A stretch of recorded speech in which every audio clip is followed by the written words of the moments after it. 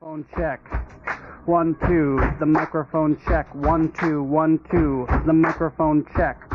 I got my headphones tuned between two different AM stations, and my briefcase is full of declassified information. Declassified.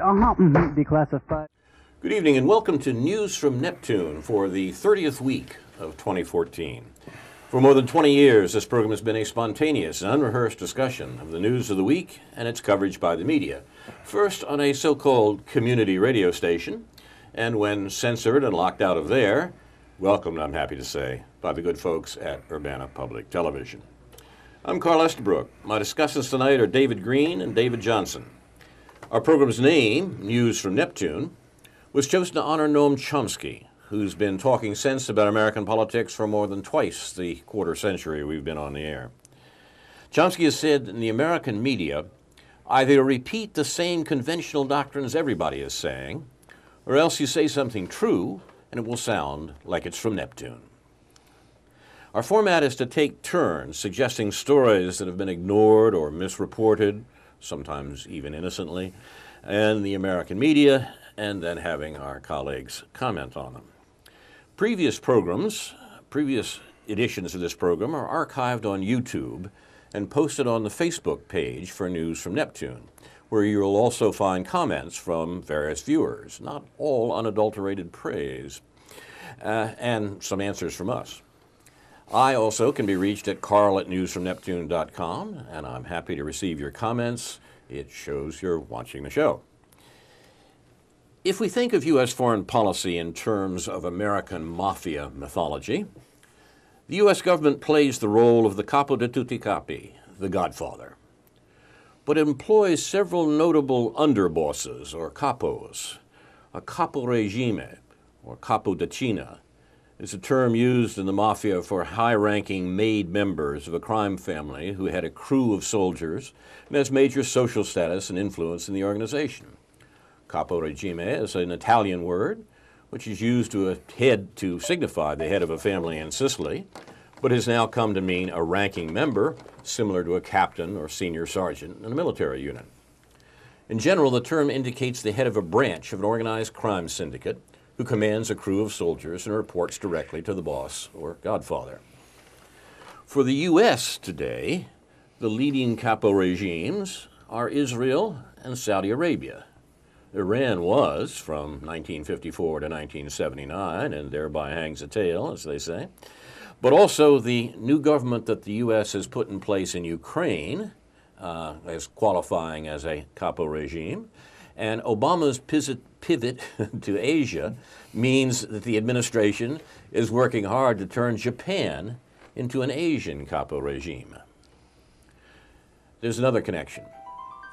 In the German World War II concentration camps, a capo was a prisoner functionary, in German a Funktionshäftling, who was assigned by the SS guards to supervise forced labor or carry out administrative tasks in the camp. You can see the analogy to what America's client states do.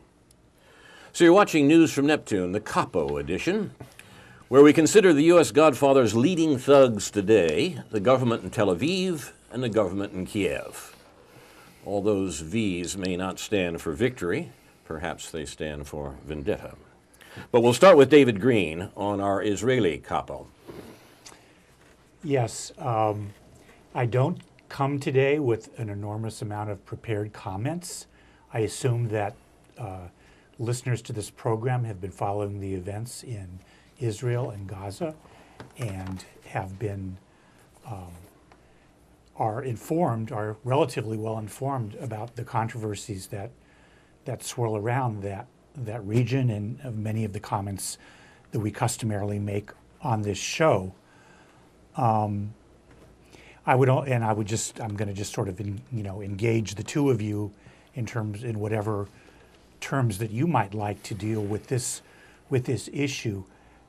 I personally, on the one hand, given some of the comments that Noam Chomsky has made about Israel and Gaza and the BDS movement recently, I've started to look at this conflict in spite of the intensity of the current events in more of a long-term historical framework as Chomsky has advised us, that we have a lot more work to do before the Palestinian issue achieves the kind of consciousness and the kind of acceptance at national and global levels that, for instance, the movement against South African apartheid did in the 1980s.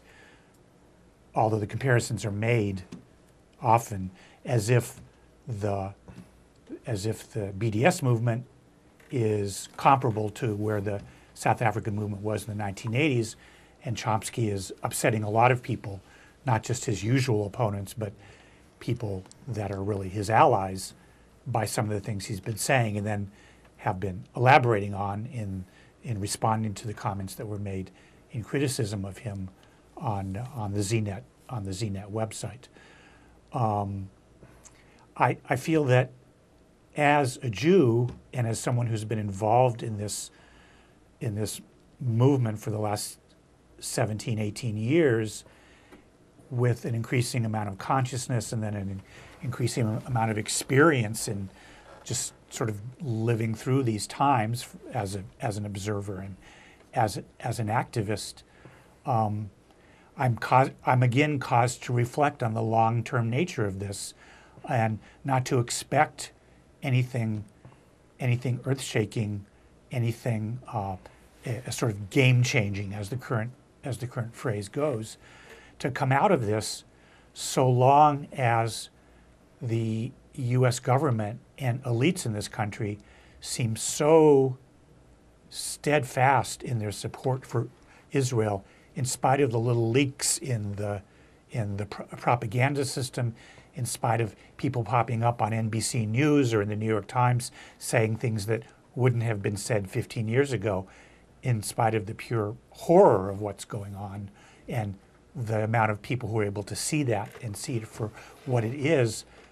The propaganda system is astonishing in its resiliency and its denial of the nature of the current events and what the origins of these events are. Again, as a Jew, for certain periods of my involvement with this issue, I've wanted to sort of melt into the larger pro-Palestinian movement and not necessarily be so concerned about the Jewish identified aspect of the movement, but I'm also drawn back to the importance that there is a growing Jewish identified activist and dissident movement, which of course certainly goes back to Noam Chomsky and Hannah Arendt and many other people. I find myself coming back to asking what the role of both mainstream and dissident Jewish institutions is in this conflict. And I guess our customary reference to the notion of the power of the Israel lobby and questioning the power of the Israel lobby. Again, given 100 senators voting to support Israel, that includes Bernie Sanders, that includes Dick Durbin, that includes, Elizabeth Warren, all the people that are allegedly the emerging up-and-coming people in the progressive wing of the Democratic Party. We can see that, I've long since really doubted the effect of money from the Israel lobby in funding campaigns. That's always seemed to be a hollow argument in explaining the power, the support that Israel receives from politicians. No amount of money that AIPAC gives to a candidate, whether it's Senate or Congress, really adds up to that much to influence their views. They could do without that money and get it from other sources. So that's never explained it to me. What does explain to me is the fact that politicians who achieve some success at a national level in this country are part of this propaganda system. They pretty much buy into it. They may have, a few of them may acknowledge a few doubts about what's going on there, but they are allied with the broader U.S. foreign policy goals. They do not want to be seen as dissident in challenging American goals in the Middle East, American economic hegemony around the world. Nobody, even Bernie Sanders, really wants to get off that reservation when it comes to foreign policy. So, pardon? Or he says so. At least, Yeah, yes. yeah. And so again, there's an enormous amount. In spite of the increased consciousness, there just seems to be an enormous amount of work to do to make some breakthroughs in whatever the next phase of this movement might be after this particular conflict is over. I appreciate that at this point in time, the Palestinians themselves seem desperate enough and steadfast enough to say that they won't accept a ceasefire without lifting of the siege. I doubt if that will happen, and then I would think that Israel again will suffer a lot of public relations fallout, and it will be seen as a defeat for them in certain ways, especially the more soldiers that they lose. But I think we have to have a lot of caution in both the pro-Palestinian movement and the broader anti-war movements, the broader anti-U.S. foreign policy movements, to understand what little bit of progress might be being made and where we can go with this. Thank you, David. Response, David? Yes. David, I will agree with you about your assessment of U.S. senators and why they unreasonably support the latest actions of the government. I mean, basically genocidal actions of the government of Israel. As far as buying into the whole propaganda and foreign policy, the current 1% controlled government we have in this country, I will disagree with you, though, about AIPAC. I'll agree with you in the sense that it's not their money that influences congressmen and senators. What it is it's fear. AIPAC has, two examples. Two past Congress people who have steadfastly opposed American foreign, or I should say, the foreign policy, the 1% who rule this country, were Dennis Kucinich and Cynthia McKinney. Both of them were driven out of Congress in different ways. Paul Finley in this state earlier. I mean, there's nothing. Paul Finley. Paul Finley. Okay. There are other examples of what you mentioned. Yes, I agree. In Cynthia McKinney's case, she was an African-American Democratic congresswoman from Atlanta. She was actually targeted by AIPAC back when she questioned a lot of foreign policy aspects, including calling for an investigation of the 9/11 attacks right after they occurred. And she was targeted, and she was also, it's interesting because AIPAC not only had the help of the Republican Party to try to get rid of her, but also the National Democratic Party. So her own party turned against her. She was defeated in an election by an African-American woman who actually was a Republican who registered as a Democrat to run against her. And she came back and won election 2 years later, but then was targeted again 2 years later. And was ultimately driven out. Dennis Kucinich was driven out in a different way, basically by redistricting, but two examples of people who did stand up to U.S. foreign policy and who were targeted by AIPAC and other corporate interests and who are no longer there. For Bernie Sanders, that was a real disappointment to me.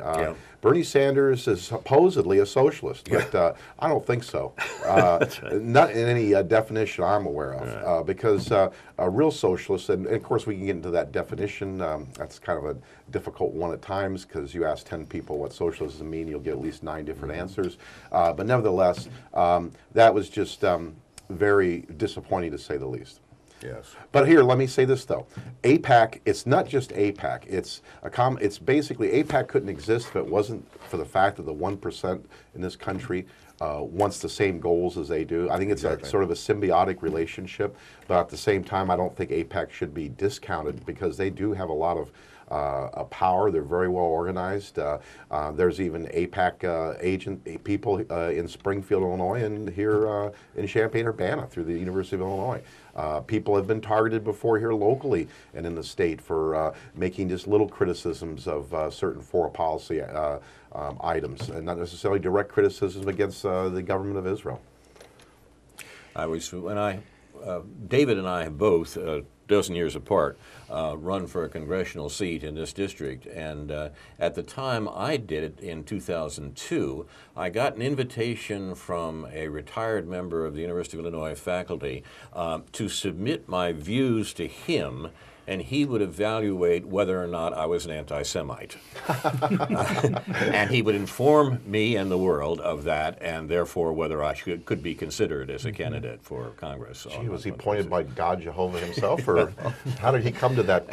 Well, I think the same lobby that you're talking about here was taking on some faintly bizarre forms. Okay. It's important to note, by the way, that an easy equation between AIPAC and the Israel lobby is probably not quite right, or at least we should note that the Israel lobby in this country includes a lot of evangelical Christians who, for religious reasons, they would say, back Israel. And this is very odd because, of course, the battle in the Middle East is not between Judaism and Christianity on one hand and Islam on the other, although we hear plenty of propaganda of that sort.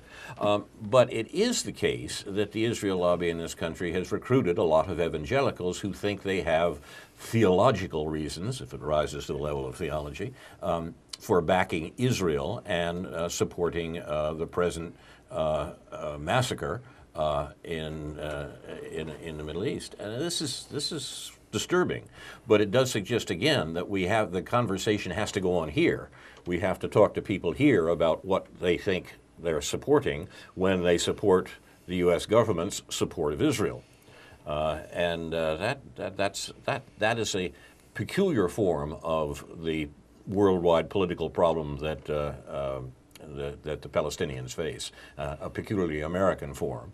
And of course, it's American support for Israel, military, economic, diplomatic, political, that makes their crimes possible. So the job is here. So again, I would just emphasize, I mean, in response to what you said, David, actually Paul Findley, who I think is from a place called Jacksonville in this state, and represented the district in a previous version, circa 1970s, is quite an elderly man, but he has an article on Counterpunch this morning, and he's still at it. He's been identified with the Palestinian cause for some time as probably someone who would now be labeled as an Eisenhower Republican. But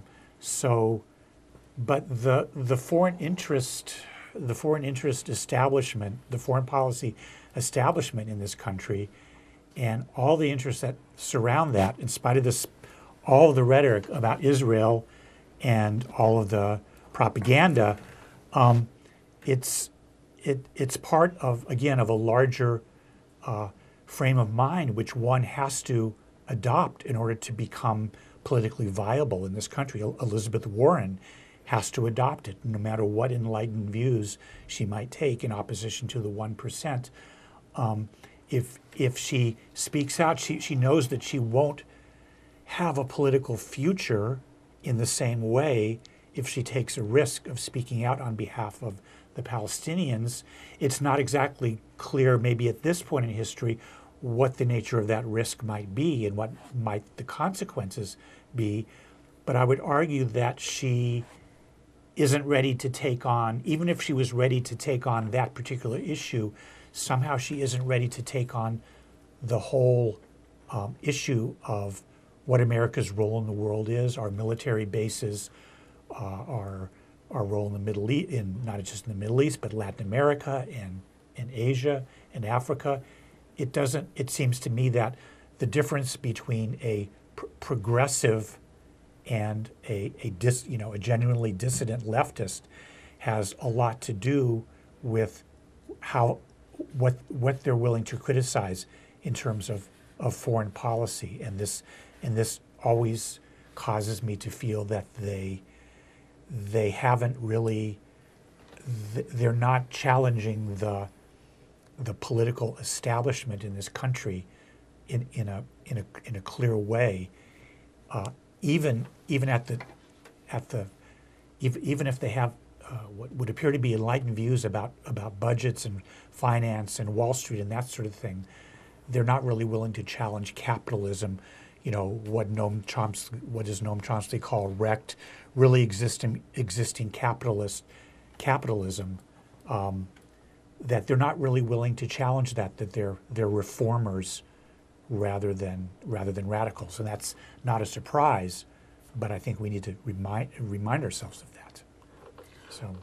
I'd like to mention, too, one of the things that you started with, David, the Noam Chomsky's recent discussion of the BDS movement, boycott, divestment, and sanctions, the popular movement in some ways that sees itself as a support for the Palestinians and a criticism of their oppression by the State of Israel, backed, of course, by the United States.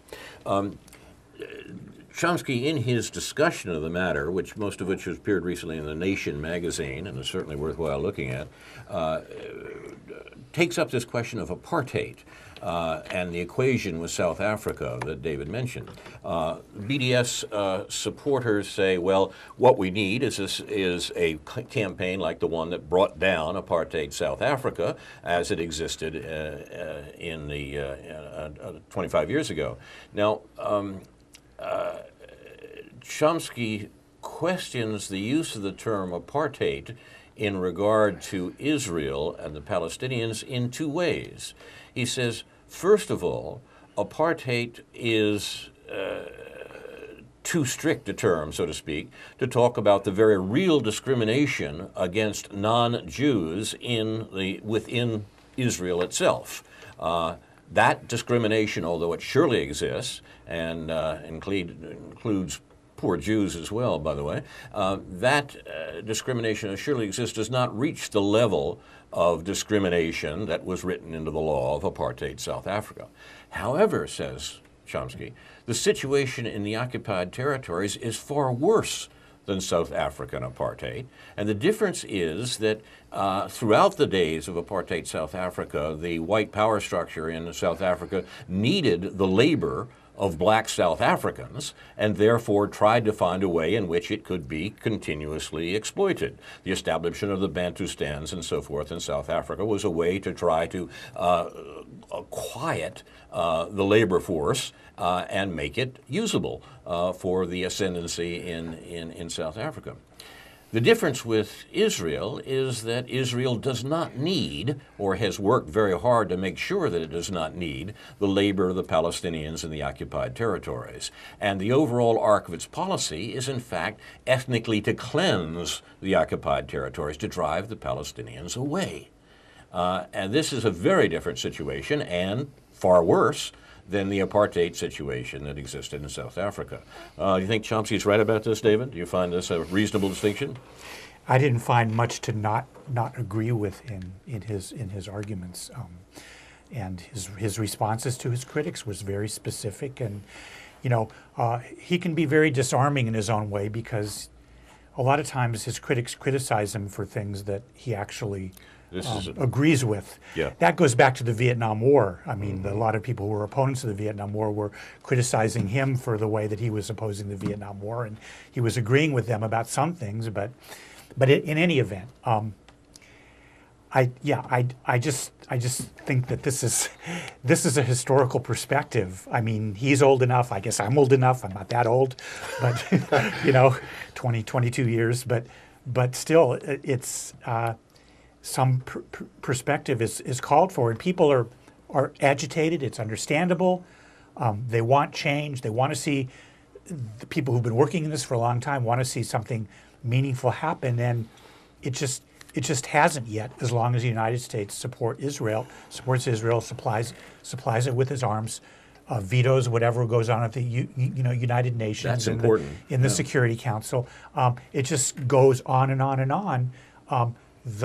The New York Times will go on and on with their sort of equivocal language at best, and the chutzpah of the Israeli propaganda will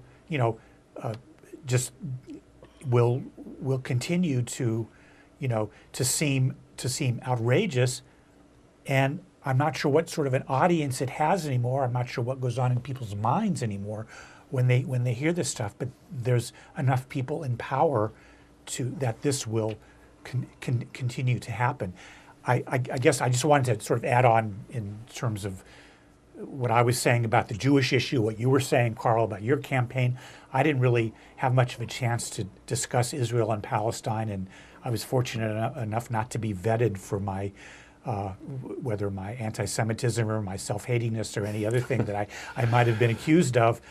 It seems to be a little old hat to me. I think a lot of the people that were most vocal 15 years ago in this community have moved on to either moved on to a different region or moved on to a different place in life, either whether on this earth or not, but that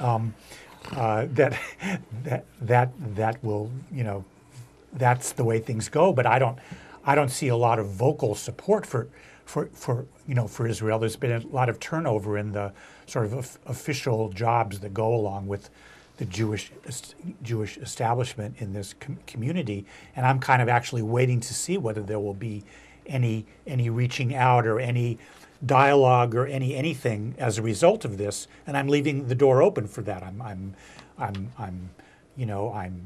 ready to talk with people, to participate in a panel, like the kind of panel that I've never been invited to participate in the 16 and a half years that 15 and a half years that I've lived in Urbana-Champaign, and that I've discussed these issues.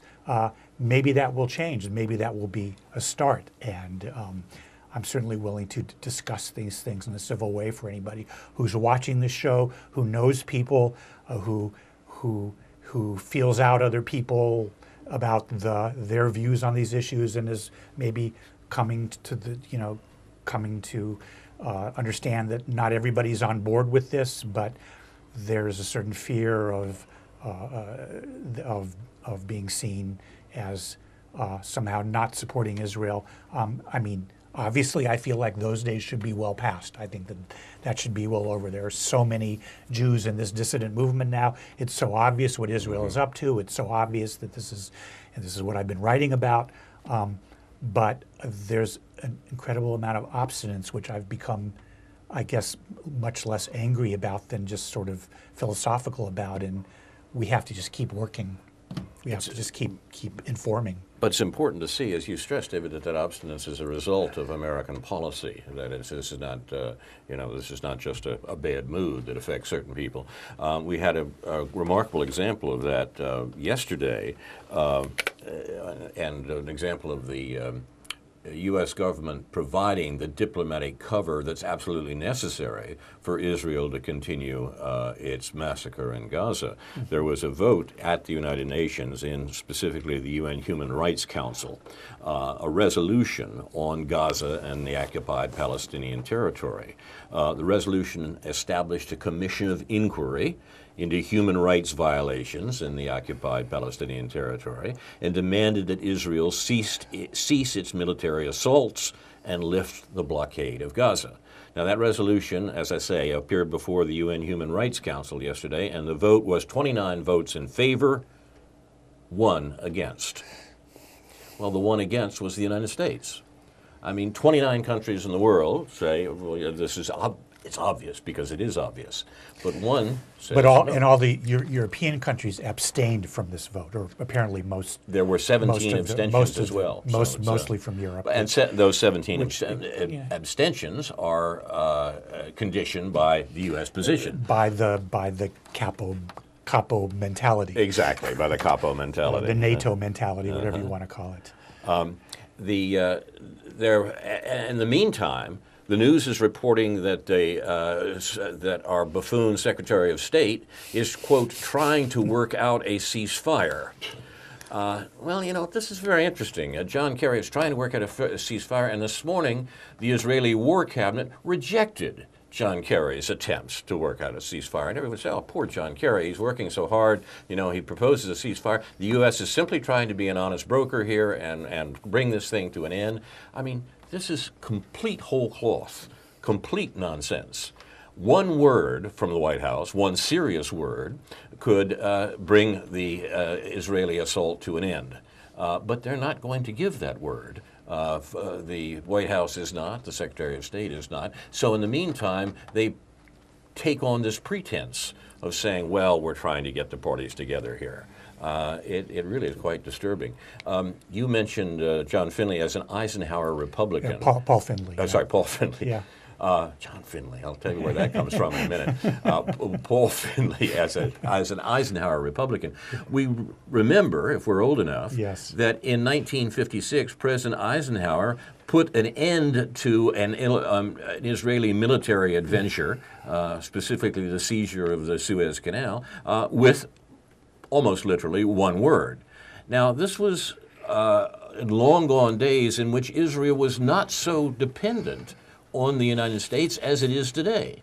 That Israel had support, particularly France and Britain, and was not so dependent on U.S. military, economic, political support and so forth. But as soon as this military adventure got underway, the American president, a Republican, said, stop. And of course they did. There's no reason it couldn't happen again today, except for the fact that, as David points out, the Israeli capo activities are part of American policy, even though we don't want to admit it. We're going to get criticisms from both the Israel lobby and the Italian Anti-Defamation League, if there is such a thing. I mean, I know there's something. There is, oh yeah. There is definitely something. I mean, right. And certainly. For using the term capo, you mean? There's, yeah, well, you know, I mean, there's a certain sensitivity about the identifying Italian culture with the mafia culture, and that's understandable. Let me go on record that Francis Ford Coppola made a lot of money from doing that. Yeah, right. Let me go on record that Meyer Lansky, well, anyway. Hey, we're in too, huh? Yeah, you know. Yeah. I mean, but just to show you what the contrast is, that somebody could write a book called Tough Jews, a guy a few years ago wrote a book called Tough Jews, sort of glorifying the Jews who were in the mafia, Dutch Schultz and people like that. I mean, when you're Jewish, you're supposed to be proud of everything. I mean, it's like there's hardly anything you can do beyond molesting children or being Bernard Madoff that will get you in trouble. But anyway, you're watching news from Neptune, the Capo edition, and we're even nervous about our description of what we're doing. But nevertheless, we'll probably continue. In fact, I think it may be time to turn to our other capo of the day, the government in Kiev, which itself is a creature of the United States and is killing people at almost the same rate as the government in Tel Aviv. Is that true, David? Yes, indeed. I mean, it's amazing what I've been seeing. I mean, following this whole this drama that's been going on in the Ukraine. I mean, starting back late last year. I mean, it's like there's a new Cold War brewing. I mean, and it's not like you know. I was really glad when the Cold War ended back in the late 80s, and now I almost reminisce for it. Because at that time, at least there was somewhat of a balance of power in the world. And now it's like, you know, after the Cold War was over, there was all this talk about a peace dividend. That how all this money that was going to be spent on weapons and military bases around the world could finally be used for good things that we've desperately needed here, like national health care, like free college education, like repairing our infrastructure, and a whole host of things that are desperately needed even back in the late 80s and more so now. But it seems as if the 1% are just insatiable in their greed for money and power. And this really is the bottom line of what's going on in Ukraine.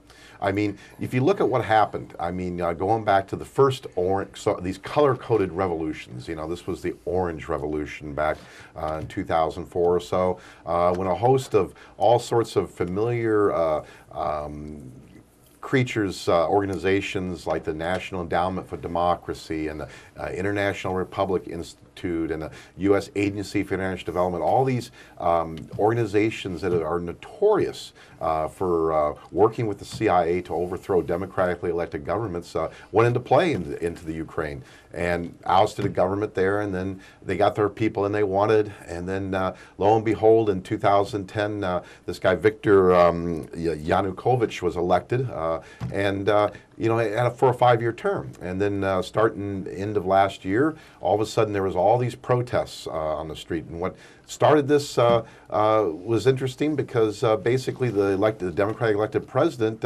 decided that he wanted to change his mind on an economic deal that he had made with the European Union and the International Monetary Fund when he started finding out more of the details of how it was going to further impoverish the people of Ukraine. Decided austerity. Yes, austerity. And instead decided he wanted to maybe go federate a little closer to Russia because they had a little bit better deal as far as various natural resources and stuff. And when that happened, all of a sudden all these people came out in the streets, and many of them neo-Nazis and fascists. There was, it was like a perfectly staged coup is what happened. I mean, you had Assistant Secretary of State and John McCain going to the Ukraine. Victoria Nuland was out there handing out sandwiches and encouraging the protesters to overthrow the government no matter what it takes. I'll talk about that a little bit later about well, anyway, I'll get to that because I think it's an interesting comparison. But nevertheless, the government of the Ukraine was fell apart because of violent protests in which over 100 people were killed, some 15,000 injured, and a new government installed who immediately signed an IMF deal, International Monetary Fund deal, and a European Union deal. Except one problem. The people in the eastern Ukraine decided that maybe they wanted to start their own independent, autonomous country and basically try to stay in the, more economically aligned with Russia. And then all of a sudden, all this problem starts. So, I mean, that's kind of it in a nutshell. I mean, a lot of this stuff's hard to keep track of a lot of times. There's so much lies in the U.S. corporate media. I mean, they're trying to make Putin, who is no angel by any means, who I don't like, but nevertheless, you got to look at the reasons why. I mean, basically, the United States government right now, I mean, which is actually the government of the corporations, by the corporations, for the corporations, not of the people, by the people, for the people, basically want to encircle Russia and China because those are their two potential, if not current, economic rivals. They want to try to cut off Russia's only warm water port in the Crimea region, and they want to try to isolate it and control it. Not to mention what natural resources and cheap labor they can pry out of the Ukraine, another country sort of in their economic system. But what this is going to do is impoverish the people of the Ukraine, just like these similar deals have done to Greece and Spain. And the people in the eastern Ukraine are absolutely right to not want to be part of this. But of course, what we're hearing in the corporate media here in this country is that it's all Russia's fault. Russia's invaded, despite the fact that there was a vote and the majority of the people in this region of the Ukraine voted to actually have their own autonomous country. So, but we get back to a lot of interesting stuff here. I mean, these same organizations that were involved in toppling the democratic elected government in Ukraine, the end of last year, actually beginning of this year, were involved in trying to overthrow the democratically elected Venezuelan government back years ago and even more recently here. And you see these fake democracy organizations popped up and sponsored by all the CIA, even with lots of tons of money, professional. How should I say? Various professional people that know how to destabilize countries and cause problems. And it's just interesting parallel. I mean, here you had Assistant Secretary of State Victoria Nuland, who admitted that our tax money, $5 billion of our tax money, has gone in to change the outcome of the government of the Ukraine over the last decade or so. Imagine if, here she's out on the square handing out sandwiches and encouraging the people to take over the government by any means necessary. Can you imagine what would have happened if high-level Russian officials, high-level Chinese officials, or high-level Iranian officials, or even low-level for that matter, were on the streets of Occupy Wall Street handing out sandwiches alone? That would have gotten 24/7 news coverage on CNN, Fox, and every other corporate media outlet and would run every 15 minutes. But just think if, besides handing out sandwiches, They advocated the violent overthrow of the United States government. Can you imagine? I mean, and this is what happened recently in the Ukraine. I'll take a sandwich and I'll take potato chips with that. So chocolate. Yeah. don't be, again, if you want reliable information, don't turn on your television set. Go to the internet. I mean, and of course, not everything on the internet is believable. I mean, but that's the thing is the thing about the internet is that you have basically open source information. You've got it there. You got to find it. That's the only thing. Unlike taking what they give you down the television tube, so to speak. You got to be aware of what's going on here. I mean, this is basically all comes back to the same thing, to where the 1% of this country want to continue to rape and plunder the world, to enrich themselves, and to impoverish not just many other countries in the world, but the American people as well, because these things come back to roost with us. This money being spent on these activities could be used here, not to mention the repressive people that they back. I mean, for instance, going back to Israel, Egypt, and Colombia are the 3 highest recipients of U.S. military aid of any countries in the world. And they also have to be the 3 worst human rights violators in the world. Colombia in particular. The murder rate of union organizers and community activists in Colombia is the highest in the world. Hundreds murdered every year. But you never hear a word of this in the corporate media in this country. Just think if this happened in Syria, what kind of coverage it would get. So again, what you see on corporate media television, 99% of it is propaganda. Don't believe it.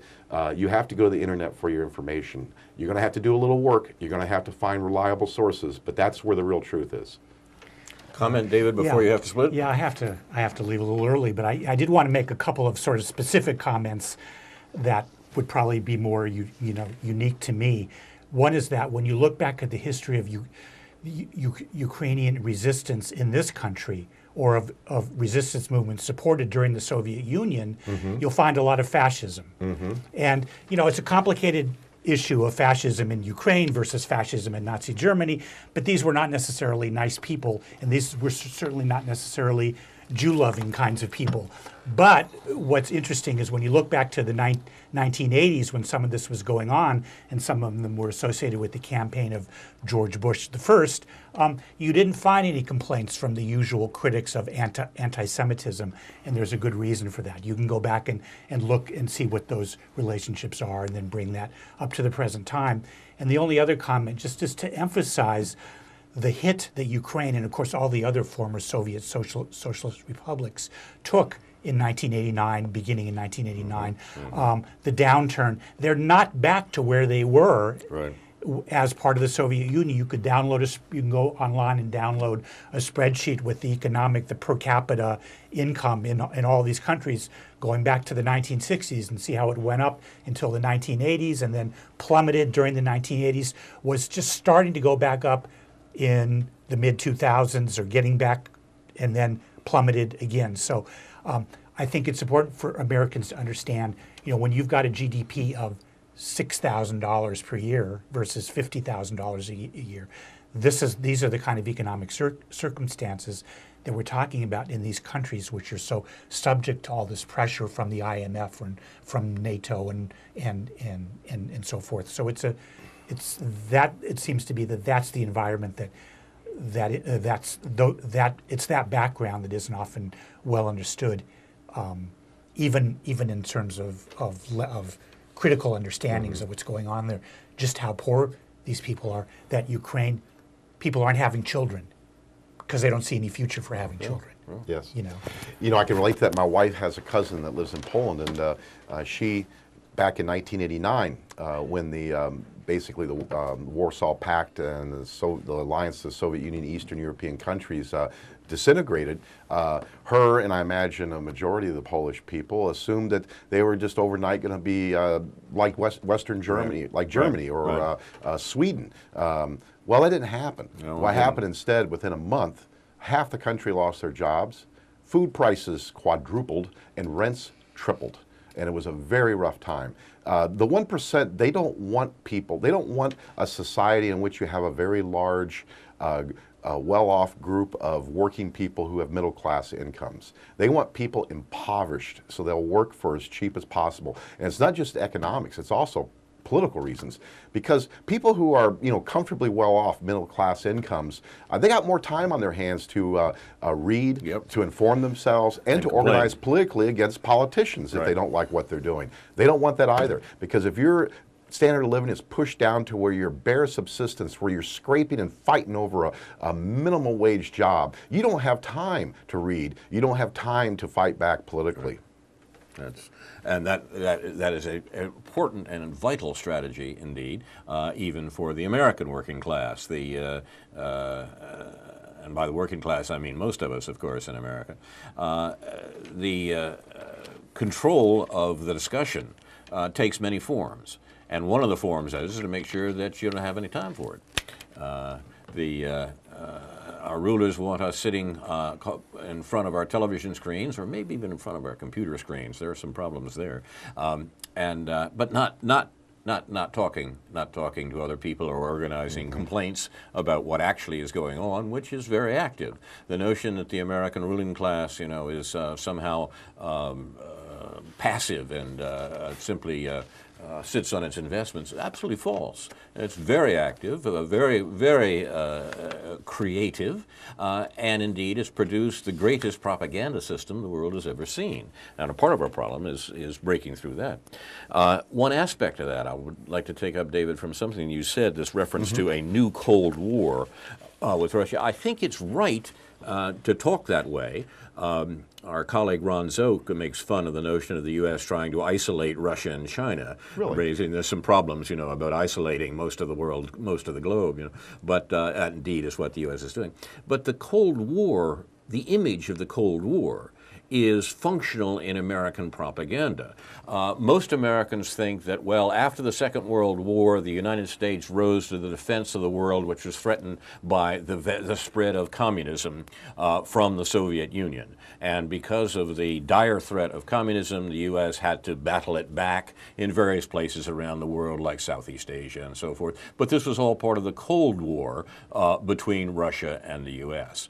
Well, this is complete fantasy. Worse than fantasy, it's propaganda. It's the propaganda that the U.S. has been using since the Second World War to explain its establishment of that worldwide economic hegemony that it enjoyed at the end of the Second World War and wanted to be sure to continue. The U.S. wanted to maintain the disparity between the U.S. economy and that of the rest of the world, as George Kennan, the architect of a good bit of the Cold War talk, said in a famous document from the State Department in 1949. But so the problem of talking about a new Cold War with Russia today is complicated by the fact that we all have this false notion of what the first Cold War or what the Cold War was. And we've got to do the sort of repair work that comes from trying to understand the well, certainly to me, the relatively recent past.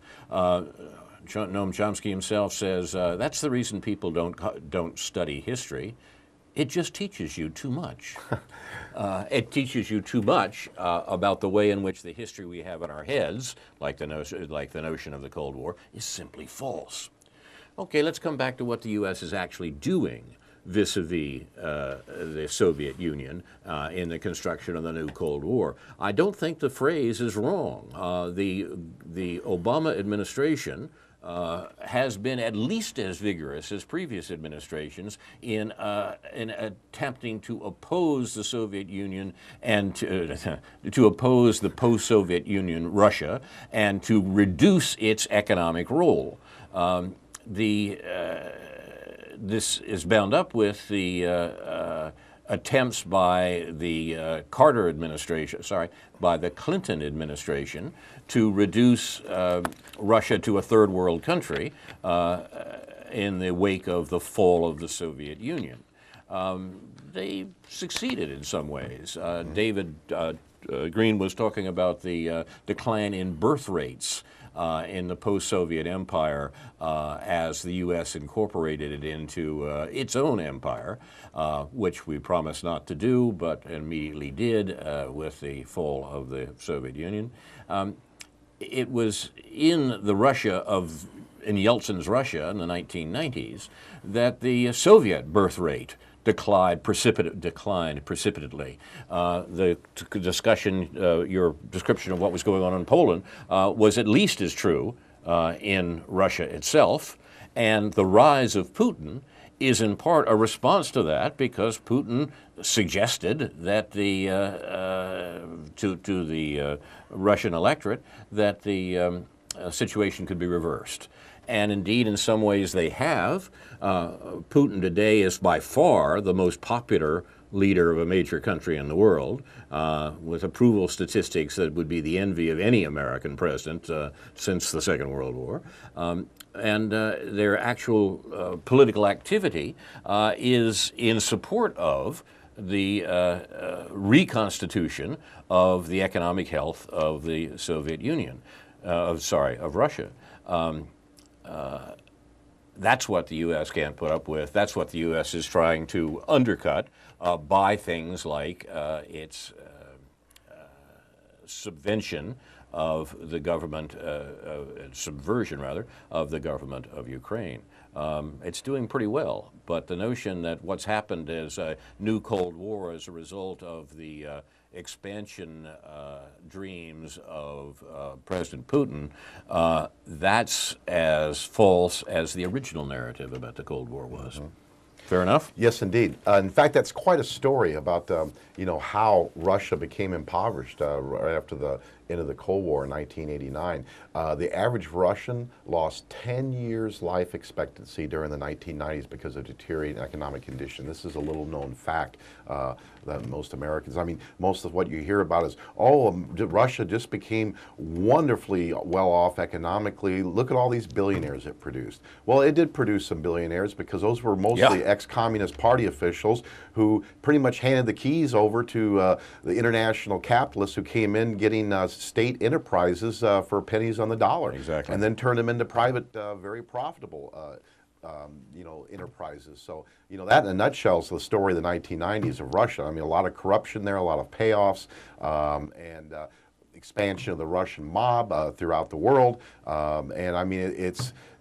It almost did reduce Russia to a third world country, and it's just amazing. I'm even starting to see it in films, Carl. As far as certain films, we saw one the other night that was kind of a spy thriller. Well, it didn't involve Islamic terrorists. It involved some Russian capitalists working behind the scenes with the Russian government to try to economically collapse the economy of the United States. So I'm starting to see it in film, as they say. Art imitates. What's the term? Art in its boring, predictable fashion imitates life. It imitates life. Sometimes the other way around. Yes, and you see it, and there's subtle propaganda all the time in films and television shows. And I'm starting to see this more in the last year actually, and I'm starting to see it more and more. But the example you mentioned, David, is a wonderful example of what the psychologists call projection, where one looks at behavior, so to speak, that one is not particularly proud of oneself and suggests, well, it's other people who are doing that. So the U.S., so your movie here gives an account of a Russia in which corrupt billionaires are trying to do damage to the American economy. Wait a minute. Isn't that the other way around? Yes, indeed. Reality is just the the reverse of that. Yes, that's right. That's right. To bring back around the question of the parallels between Ukraine and Israel today, what Israel is doing in Gaza is paralleled by what the government that the U.S. installed in Kiev is doing in what's called the Donbass region. The Donbass region is eastern Ukraine, and we hear about it in our news only as saying, well, they're Russian separatists here, or Russian rebels or something. Or Russian terrorists. Russian terrorists, exactly, in the Donbass region. In fact, the Donbass region, the Donetsk Basin, really, is the eastern part of Ukraine, and indeed the basin as a Euro region, one of the way Europeans talk about it, includes a section of Russia as well. Historically, economically, culturally, united. I mean, it has a common historical, economic, and cultural tradition.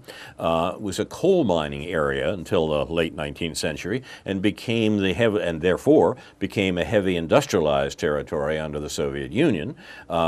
Today suffers from that urban decay and that decline of industry that's not unknown in Cleveland.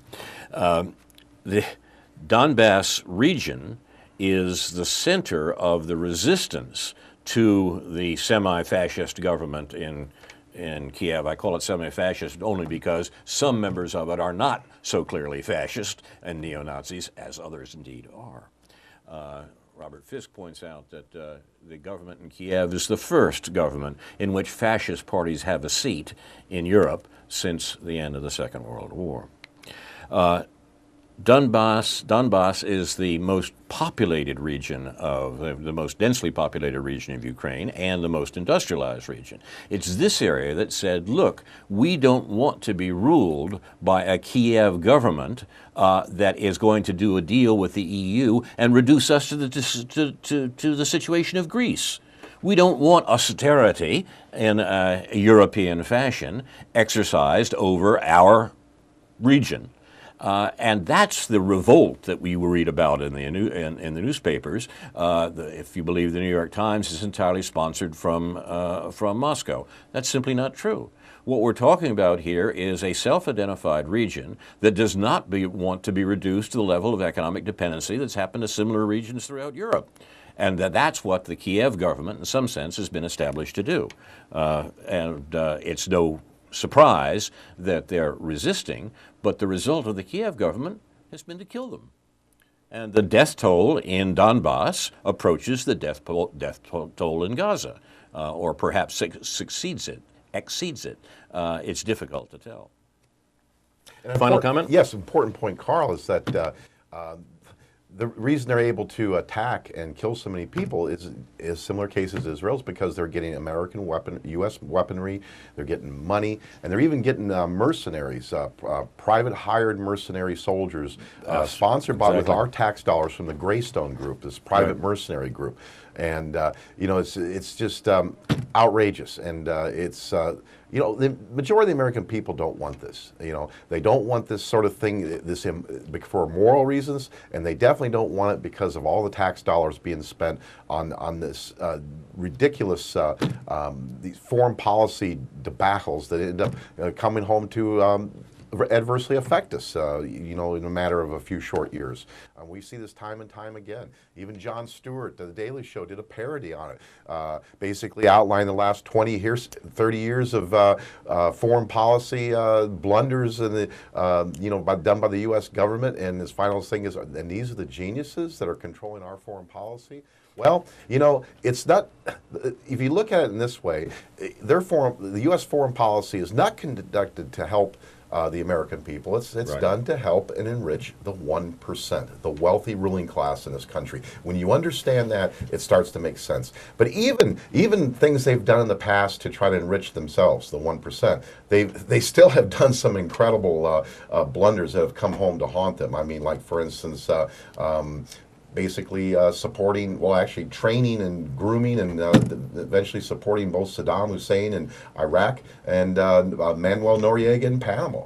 These were both Frankenstein monsters to come back to haunt them. Likewise with Osama bin Laden, Al-Qaeda. This was a group that was formed in the 1980s in Afghanistan, or actually late 70s, in Afghanistan to fight the Russians with American tax dollars, and then look what happened. I mean, so even when they're working in the interest of themselves, they still make horrible blunders that come back to haunt them. That's a theme we need to take up in the future with the notion that some case it's worse than a blunder, it's a crime. Mm-hmm. You've been watching News from Neptune for the 30th week of 2014. This has been a Capo edition. I'm Carl Estabrook. My discussants tonight have been David Green and David Johnson. Our thanks to UPTV, especially Jake, Jason, and Dan. Inshallah, we'll be back next week with a new edition of News from Neptune to remind you, in the words of Edward de Vere, what's past is prologue, what to come and yours and my discharge. In the meantime, confusion to our enemies, and a good night to you.